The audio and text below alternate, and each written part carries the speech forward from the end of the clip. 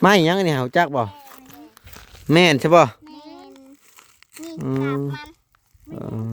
กาบไม่แดงบ่นี่ฮะ ทับกระทาเอาเมื่อวานนี่ ใครเป็นคนถาก พ่อน้อง อืม น้องกันน้อง โอ้คัก บ่แล้วตัวนี้ คักอหลีนี่เนาะมันการสร้างเที่ยงนาเพิ่นหรือว่าบ้านเพิ่นก็มาเป็นที่เรียบร้อยแล้วเนาะพี่น้องอันนี้จะเป็นแป้นปูอันนี้จะเป็นข้าวหรือว่าซีญัวหรือว่าไม้โครงหลังคานั่นแหละเนาะพี่น้องเนาะส่วนแม่นว่าตัวนี้จะเป็นเสาโอ้ถือว่าเพิ่นจะย่อใหญ่พอสมควรนะพี่น้องเอ้ยมีจักเสา1 2 3 4 5 6 7 8 9 เสาพี่น้องเอ้ยโอ้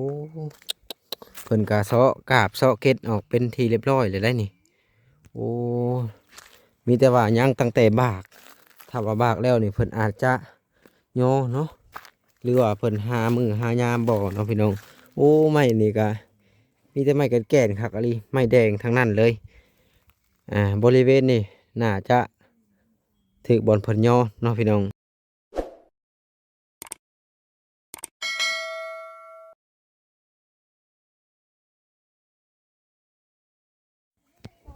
นั่งยังอันนะฮะนั่งเฮ็ดยังอันนะฮะ เอากระนั่งเนี่ยนะ นั่งสนห่มเช้าเย็นบ่ เลย อยู่กับไผมื้อนี้น่ะ อยู่กับน้อง กับน้อง เลย พ่อกับแม่ไปไทยน่ะ เอาเอาเงินไปให้ขาไม้ เอาเงินไปให้ค่าไม้ เลยผู้ตัดน จักแสน ำประจักษ์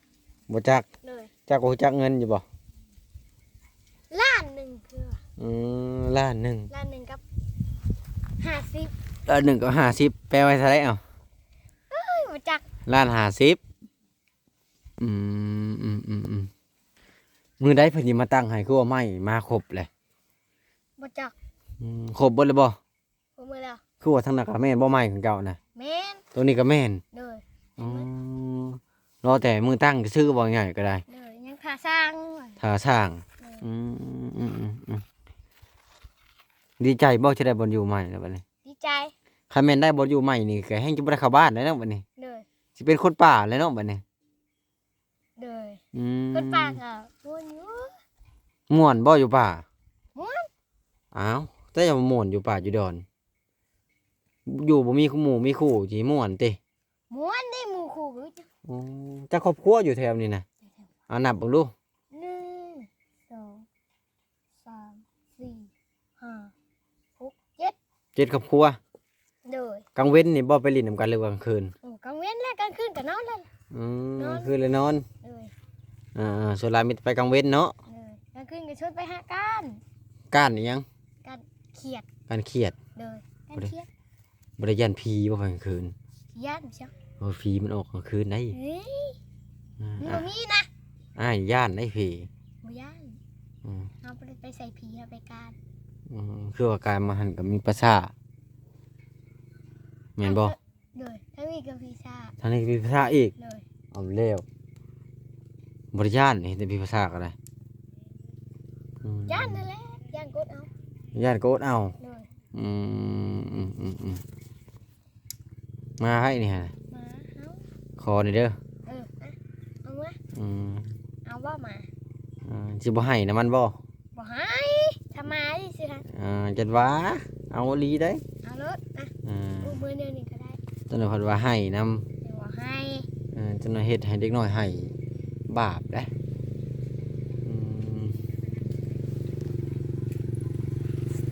จนว่าเฮ็ด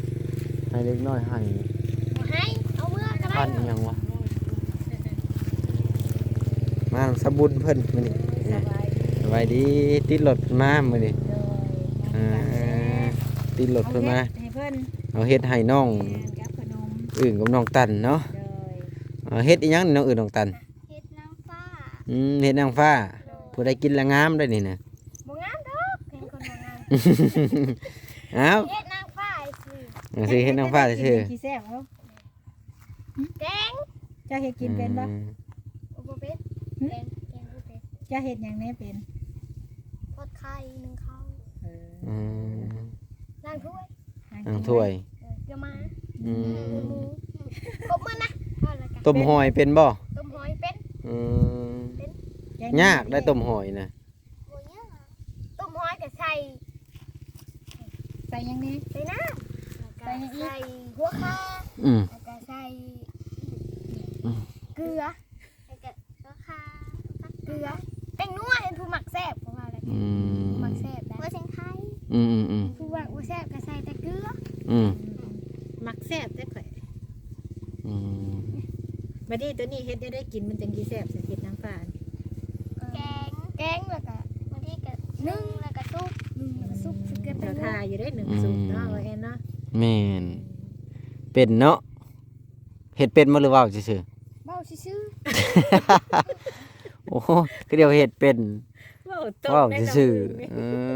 เออ สมขิงวันจับป่าอยู่ได้บ่แอนเด้ คนคิดว่าจะป่านว่าเป็นบ่ ๆโดยว่าเป็น แม่นบ่ อืม คักนะน้องๆคนนี้เนาะเอาสันเดี๋ยวก่อยสิขอตัวจบคลิปก่อนบาดนี้ เอาทางสาบุญเพิ่นก็เจ้าคลิปไปแล้วเนาะพี่น้องเนาะยับเข้าใกล้ๆกันมึงดูคือย่านกันแท้บ่ได้ย่าน โอ้มาบัดนี้คือว่าเป็นขึ้นกว่าเก่าเนาะ ฮะ คือว่าเป็นกว่าเก่า เป็น แต่ก่อนคือว่าบ่ได้เป็น บ่เป็นแล้วแต่เก่าเฉย อายกล้องบ่แต่เก่านะ บ่ได้อ้าง อืมบ่ได้อายแต่ยังบ่ได้ทันชินเนาะ โดยยังบ่ชิน มีไผเข้ามาหาหรือบ่มื้อนี้ มีแล้ว ไผน่ะ มีบอกแก้ว ผู้เดียว เลย ยามแรงๆได้ซุมอ้ายเพิ่นก็เข้ามาบ่ปัจจุบันนี้ เมื่อวานนี่นะ อ่า เมื่อวานนี่นะเข้าอยู่ อืม ซับนี้เพิ่นยังบ่ได้เข้าดอกเบาลีแล้วก็บาแช่มืดจังหน่อยบ่ตาใช่ มืดผู้ เลย อืม เข้ามากอ่ะ เพิ่นมาเข้ามามืดเนาะ เลยจังขับเลย อืมอ่าน้องอื่นกับน้องตันจะได้บ่อยู่ใหม่แล้วบัดนี้บ่ได้เข้าบ้านเข้าช่องแล้วบัดนี้เนาะ เลย สร้างครอบครัวอยู่นี่เลยบ่ เลยเมื่อวัน สิสร้างครอบครัวอยู่นี่มันเกิด เมื่อวันเกิด บ้านตัวนี้บ่ได้แม่นบ้านทุกเจ้าบ่บ้านทางออกนี่ บ่บางบก บ้านโตทางยางนี่ก็บ่แม่น บ่แม่น เออ แล้วกูจานพุ่น นอกจาน โดยเคยไปเวลากูจาน เคยได้ยินชื่ออยู่ ว่าเคยไป ทางบ้านสะพรบ่ เลยทั้งหมดแหละ รู้จักบ่สะพร สะพร สะพรบ่แม็ก รู้จักอยู่ บ้านสะพรบ่าวแม็กกะบ้านอาจารย์ เออ บ้านอาจารย์ วันอาจารย์ บ่แม่นบ้านสะพรอยู่ทางพี่ อยู่ทางนี้นะ โดย บ่ได้แม่นอยู่ทางนี้บ่ บ่ อืมคิดว่าอยู่ทางนั้นบ่แม่นเนาะอย่าว่านากุจานกับนาจารย์ไกลกันบ่แม่นบ่ บ่ไกล เออ ทางพี่นากุจารย์เคยไปบ้านอาจารย์เป็นน้อง โอ้ เคยไปเคยได้ยินชื่ออยู่เคยได้ยินชื่อ ผู้เพิ่นก็เคยเห็นบ่ เคยเห็นอยู่เคยเห็นในโทรศัพท์หมู่ อืม ว่าหยังก็ตักนี่ คนดังและนั่นน่ะ คนดัง คนดัง เพิ่นได้ลูกแล้ว ได้แล้วผู้ที่สองแล้วผู้ที่สองคือเกิดแล้ว ที่สอง ผู้ที่หนึ่งก็ใบเข้าผู้ที่สองก็ใบกะอันนี้จนนั้นก็มากเข้าพาไปเลาะเบิ่งได้บ่บนพระจิตั้งบ้าน ไปลูกเดี๋ยวให้น้องเพิ่นพาไปเลาะเบิ่งก่อนพี่น้องเอ้ยเอาขึ้นไว้บ่เห็นบ่หมวกสบุญเพิ่นลืมทางนี้บ่มือน่ะหมวกเพิ่นบ่เห็นบ่ บ่เห็น เพิ่นได้ถามแล้วบ่ บ่เพิ่นยังบ่ได้ถามบ่เห็น เอาตอนนี้ก็สิให้น้องเพิ่นพาไปเลาะเบิ่งไม้ตอกขอกตา เตรียมจะตั้งเรือนตั้งศาลตั้งบ้านตั้งซ่องเพิ่นนี่แหละเนาะโอ้อันนี้บ่เพิ่นเอามาจากมื้อแล้วนี่น่ะ ถามช่องนี้แล้ว 2 มื้อนี้เพิ่นก็ไปแก้นะ มันจะแก้ อืม มีคืน ไม้หยังอันนี้เฮาจักบ่แม่นใช่บ่ แม่นนี่กากมันกาบไม่แดงบ่นี่ฮะ ถากก็ถากเอาเมื่อวานนี่ ใครเป็นคนถาก พ่อแล้วก็น้อง อืม กันน้อง โอ้ขัก พอแล้วตัวนี้ ขักอลีนี่เนาะ ตัวนี้แล้วตัวนี้ อืม แล้ว เมื่อวานนี่บ่าวแฟนเข้ามาขับ ซอยพ่อเพิ่นทับซอย เพิ่นทับซอย เลย ทับชาวไร่น่ะ ทับซอยนี่ละ อืม คนนี้ น้องคนตี อืมเสานี่เรียกบ่ได้ปอกบ่บัดนี้ อ๋อยังไม่ปอก ยังบ่ทันได้ปอกจักเสาเพิ่นตั้งอันนี้น่ะ เก้า 9 เลย โอ้บ่แม่น10บ่คือ10เสาฮะ บ่ได้เอาขู่ได้ชาวเฮือนน่ะ อืม เอาขี้ โอเคอีก เลย อืม เสาตัวน้อยๆนี่ก็บ่เอา ตาไว้ก่อน เลย ฮู้จักเนาะเจ้าก็ได้ อยู่ เออแถวนี้ก็มีบ่หอยเขาวโกน บ่มี หอยเหลือได้ บ่มี เคยบ่หาหอยเหลือในโกน เคยอยู่ มีบ่จักหา บ่มี สองและ พ่อของแม่บ่มีเดี๋ยวมันบอกมันมีหลายก็มีฮอด5หน่วย หาหน่วย6หน่วยพุ่นแล้ว บ่มีว่าฮอด5หน่วย10หน่วย ต้องขุดในหัวโพนเด้อ เลย หัวโพนที่มันมีหูหั่นเด้เคยขุดบ่ เคยคุดอยู่ อื บาง ม ทีก็ได้ฮอด40ปลายหน่วยพุ่น หูเดียวหั่นได้ เลย ปา มัน เถ เป็น อะ ขี้นี่นะฮะเดี๋ยวนี้เสือบ่ได้ไปหา เต็มโกนเลยเนาะ เลย เอามาต้มบ่หรือเอามาจี มาต้มแล้วก็ลาบ บ่ได้ขมบ่ บ่แซ่บ คันยามฝนก็ได้อยู่บ่ซะ อายุไปหาเห็ด เออ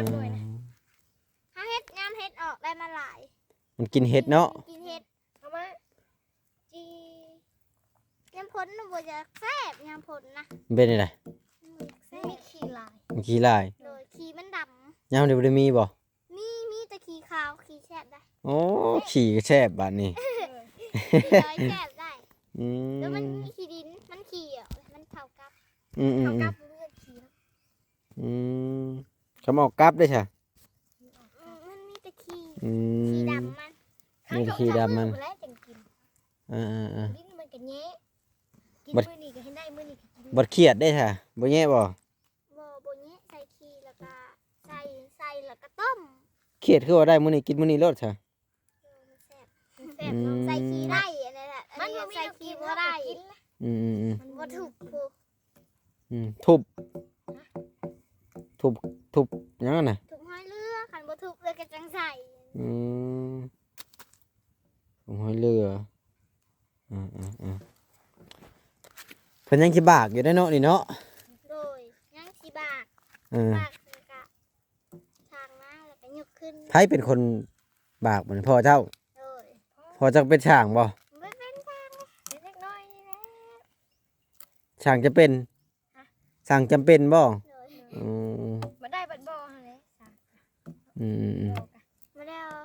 ทางยังสิมาบ่ อืม จักมือแม่สองสิถูก เจ้าหน้าเพิ่นกับมาบากแล้วนี่ เพิ่นยังเฮ็ดปูตากะโลให้อันนั่นอยู่บ่ ตัวเราก็ไผ น้องสายฟ้าบ่ แล้วล่ะเด้ แล้วล่ะบ่ น้องสายฟ้าบ่าวสายฟ้าไม่ใช่บ่าวน้องสายฟ้าไม่คนซ้ำกันบ่าวสายฟ้าบ่าวบุญทวี มี2คนพวกอยากกับ2คนให้เป็นคู่กันอ่ะบ่ บ่ว้าว โอ้แล้วเจ้าบ่เอาอันไหน บ่ว้าว เด้ยแม่นแล้วตอนนี้ยังน้อยเนาะ บ่เห็นแล้วในลูกอะ หล่อได้ บ่ได้รอ โอ้ยนี่เบิ่งให้เบิ่งก่อน น้องเห็นได้ เว้ยอย่าให้เบิ่งนี่หล่อแท้นี่มึง บ่น้องเห็นอยู่โทรศัพท์หมู่น่ะน้องบุญทวีน่ะอันนั้นน่ะไอ้อันนั้นน่ะ อืมเบิ่งอย่าให้เบิ่งก่อนซะ เอ้ยบ่งาม โอ้ว่าแล้วบ่งามเบิ่ง น้อง เฮ้ยสายฟ้าแลบน้องสายฟ้าแลบนี่เด้นี่สายฟ้าแลบกับบุญทวีนี่เด้นี่ นี่ไอ้จะน้องใหญ่มาเห็นกันมันมักกันนั่นน่ะ บ่ อันนี้เว้าหยอกน้องเพิ่นเด้อพี่น้องเด้ออย่าถือสาเด้อมาแบบลิ้นมาหัวเนาะ เลย อืมมันจังม่วนเนาะมันจัง ซิปก็ได้ มันจังบ่น่าบูดเนาะหญ้าคือดกแท้นี่งัวบ่ได้กินบ่แถวนี้น่ะ บ่ได้กิน อืม งานนี้นี่บ่ดก อันนี้ทางหลังมันน่ะเขียวแท้พ่อ บ่กินนะบ่กินแนวนี้นะ หญ้านี่มันบ่กินบ่ บ่ หัวอีหยังเหลืองหญ้าแท้นี่น่ะมันบ่กินเนาะเพิ่นสิตั้งบ่ได้บัดนี้ไปพาเลาะอีกไปพาเบิ่งอีก ตั้งอยู่นี่แล้ว ตั้งบันไดอยู่นี่หรืออยู่พุ่นอยู่โห ดูโน้นตัวนี้ อ๋อเถอะมันแข็งแล้วอยู่โนนมันขุดได้บ่มันโนน ได้อยู่ อืม มันเป็นคุดแล้ว เออ นี่ตอนนี้เพราะว่าที่เห็ดอยู่ตอนนี้ ดอนนี่บ่ โดยตอนนี้เลยมันจะนอน มันเพียงบ่ โดย อืมนี่เด้โนนอยู่นี่นี่นี่ นี่โนนอยู่นี่อ๋อคักแล้วบัดนี้เนาะ โดย ได้บ่อนอยู่อาศัยคักแล้วบัดนี้อืมต้มไก่บ่มื้อขึ้นอย่ามากินนำ ต้มเป็ด ต้มเป็ด ไก่ อันนี้โอ้พอดีสันอย่าลืมชวนเด้อ โดย อืม กินข้าวแล้วปะ กินแล้วมื้อนี้ยังแต่มื้อขึ้นเฮือนเจ้าพุ่นแหละ มากิน อืม มึงคือเพื่อนมาเลย บ่แม่นสิกินบดปลาบ่จักบางทีอ้ายมาค้ำเด้ซะ บ่มืดกับข้าใหม่เด้ อื มืด ม กับข้าใหม่ เบิดก็ขาใหม่บ่ขาได้บ่เอามือไปโตแล้วบัดนี้มือเลี้ยงเลย เป็นโตก็ได้ มือเลี้ยง จับให้เยอะ บ่แล้วพุ่นแหละขึ้นเฮือนก็ทานแล้วพุ่นแหละอืมนี่แหละคักอะลีเนาะบัดนี้ โดย อืมเพิ่นสิให้พาจังไดเนาะพามาเฮียบ่หรือพาไม้ พาใหม่ก็ได้ พากระจาดนี่ โดย อืม กระจับ ไปพุ่นบัดนี้ครับผมเดี๋ยวพาไปเบิ่งเพิ่นแหละไม้ทั้งนั้นอย่างไว้หลายจังหน่อยเหยียบน้ำเด้ฮักยังใส่นี่เบิ่งดูดิ พักสิได้ ฮักยังบาดจะเอิ้นอันนี้นะ บ่วงพักบ่วง หมักกะละบ้วง หมักกระบ่วง กินได้หมักสุกมัน โดยกินได้ สีเหลืองๆเนาะ โดยเสีย มันหวานน้ำส้มเนาะ โดย อืม ลวกกินได้ ลวกกินก็ได้ จำแจ่ว อันนี้พักยังอันนี้ พักได้ อืม พักเพิ่ม ผักเสริม เสริม เบี้ยหมักอันนั้นก็มี เบี้ยบอก หมักเล่นก็มีหมักหุ่งก็มี ลุงน้อยๆยังจะมาเป็นหมา สลัดก็มีหอมป้อมก็มีหัวข่าก็มีโอ้ตัวหัวไข่ก็มีผักแป้นก็มีมีทุกอย่างถ้าถั่วน้อยๆก็ได้อืม นี่ก็มี มีหยังกันนะฮะ ผักอีเลิศ ผักนางเลิศ ผักนางเลิศ มันจะเอิ้นหม่นผักนางเลิศ ผักนางเลิศ ผัก ผักอีเลิศมันบ่ม่วนผักนางเลิศ ผักนางเลิศ อืมส่วนอันนี้ห้างนกกระจอกบ่นี่ฮะ โบเมอันนั้นผักเชงเองผักเชงเองผักเชงเองไหน ผักขี้แยง ผักขี้เอง ผักขี้แยงอ่า มันโบเมพังห้องนกกระเทศผักเชงเอง ผักสะแยงอันนี้เด้มนยังใช่นี่ หวาย แกงเขียดฮะบ่ โบเมน บ่แม่นนะอันวายเขาแกงเขียดอันนี้ ฟังหวายคือหวายคือจ้ะตัวมันอ่อนไปแล้วจริงแกงใส่ เหนียวเนาะ กระตาเหนียววายชั้นกระตา หักบ่ได้เด้พอเอามาตะดุก มันจะโด่งบ่ เลย เอามาแต่ไก่เนาะ เลย รถอันนี้ยังขึ้นได้อยู่บ่นี่นะ มันตายแล้วตายแล้ว ตายแล้ว เลย โอ้ เดี๋ยวมันจะได้ปี ยัดมึงดูอันนี้เด้ดิ ตายแล้ว อันนี้ มาตายก็ขึ้นแล้วนี่ เออ จอดเนี่ยนี่เห็นยังนี่2 ปี 3 ปีอะฮะ อันนี้ให้ได้ยางมันจุดแบนเนาะ เลยก็ได้ซ้ำ อืม มันตายติดกันยุ่งเลย อันนี้บ่มันยังเขียดแต่ละมือฮะ เลยโบแมนนี่เหยียบ เออ โคมของน้องนะนี่ ของน้องตันเด้ มันกัน เหมือนกัน มันตายแล้วของน้องกันนะ อืม นี่ได้ขึ้น4 คนจนเต็มหมดแล้วเนาะ ตอนได้เงินน่ะเด้ตอนไม่ได้เงินกันนั่งอยู่ อืม มาไล่เอาให้ก็ซื้อ ชื่อโคมฮะ เลย อืม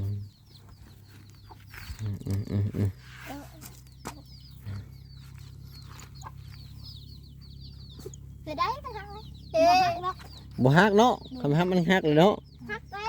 มัน มัน ให้ มีคำนี่ลืมเราได้ทีนะ เซลล์แต่ละปีมันฮักแล้วนี่พี่น้องผม คำนี่อันนี้ มีแต่ปวก คำนี่อันนี้ อืม ตัวคำนี่เอาออกกระบึ้มเลยแหละ มามื้อนี้ก็บ่มีหยังมาฝากน้องๆพ่อค่ำมีแต่มื้อหน้ามื้อไหนพุ่นแหละมีเงินมีคำก็สิซื้อเขามาฝาก เลย บ่มีเงิน เลย บอกเลขแน่ บอกเลขมาถือมือก็ซื้อมาถือค ซื้อเลขหยัง เลข3ตัว เลขเพียง มันออกเลขงูเลขงู เจ้าฟันบ่ บ่บ่ได้ฟัน คืนนี่ฟันบ่ บ่ได้ฟันนอนรับพันดี นอนหลับฟันก็ดีกว่าพันนั่นค่ะชื่อเดี๋ยวบ่ถึง ดีแล้วบ่ถึก เลข3ตัวคิด2ตัวคิด2ตัว พี่2โต เลย บ่ถึกซ้ำ เลย ถ้าพี่ตัวเดียวละถึก เลย พี่ตัวเดียวก็บ่ถึกคือกัน ปิดตัวเดียวก็บ่ถึง กลับก่อนเด้อ เลย มื้อหน้าอย่ามาเยี่ยมใหม่เด้อ เลย สบายดี สบายดี พี่น้องไอ้ซึ่งมื้อนี้ก็บ่มีหยังมาฝากทั้งน้องๆเพิ่นมีแต่ว่าติดรถมาทำบุญมีแต่มื้อก่อนเพิ่นแหละมาได้ของฝากเพิ่นทีเดียวเข้าฝากน้องเพิ่นมื้อนี้ก็บ่มีหยังหลายก็สิขอตัวจบคลิปแล้วได้พี่น้องเอ้ยก็สิมื้อแล้วได้เริ่มค่อยค่ำลงแรงแล้วเพิ่นเฮ็ดหยังเด้ใบไม้หล่นเต็มอยู่นี่นี่ไข่มดแดงบ่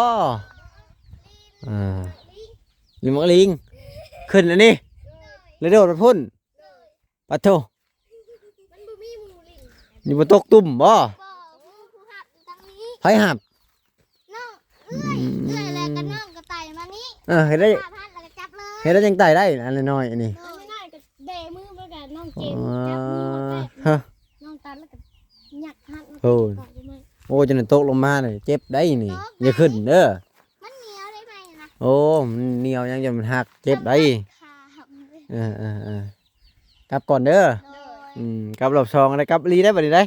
กับรถ เออ บ๊ายบาย บายเอาพี่น้องเอ้ยกลับก่อนบัดนี้